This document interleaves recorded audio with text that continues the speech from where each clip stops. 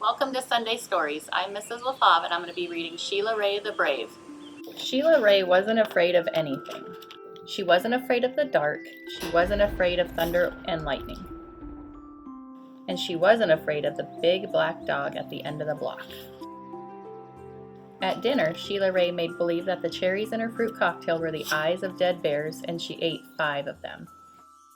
At school, Sheila Ray giggled when the principal walked by. And when her classmate Wendell stole her jump rope during recess, Sheila Ray tied him up until the bell rang. "I am very brave," Sheila Ray said, patting herself on the back. Sheila Ray stepped out on every crack in the sidewalk without fear. When her sister Louise said there was a monster in the closet, Sheila Ray attacked it. And she rode her bicycle no-handed with her eyes closed. "Yay, yay, Sheila Ray!" her friends yelled, clapping their hands. One day, Sheila Ray decided to walk home from school a new way. Louise was afraid to. "You're too brave for me," Louise said. "You're always such a scaredy cat," Sheila Ray called. "Yeah, I'm not," whispered Louise. Sheila Ray started off skipping. "I am brave," she sang. "I am fearless." She stepped on every crack.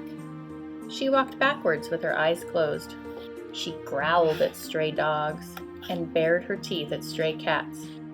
And she pretended that the trees were evil creatures. She climbed up them, broke their fingers off, snap, snap, snap. Sheila Ray walked and walked. She turned corners. She crossed streets. She crossed streets. It suddenly occurred to Sheila Ray that nothing looked familiar. Sheila Ray heard frightening noises. They sounded worse than thunder. She thought horrible thoughts. They were worse than anything she had ever imagined. "I am brave," Sheila Ray tried to convince herself. "I am fearless." The sounds became more frightening. The thoughts became more horrible. Sheila Ray sat down on a rock and cried. "Help!" she sniffled. She thought of her mother and father and Louise. "Mother, father, Louise," she cried. "Here I am," a voice said. "Louise!" Sheila Ray hugged her sister. "We're lost," Sheila Ray said. "No, we're not," said Louise. "I know the way home. Follow me." Louise stepped on every crack. She walked backwards with her eyes closed. She growled at stray dogs and bared her teeth at stray cats.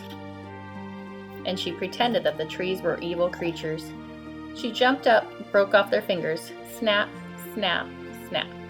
Sheila Ray walked quietly behind her. They walked and walked. They crossed streets, and they turned corners. Soon their house could be seen between the trees. Sheila Ray grabbed Louise and dashed up the street. When they reached their own yard and the gate was closed behind them, Sheila Ray said, "Louise, you are very brave. You are fearless."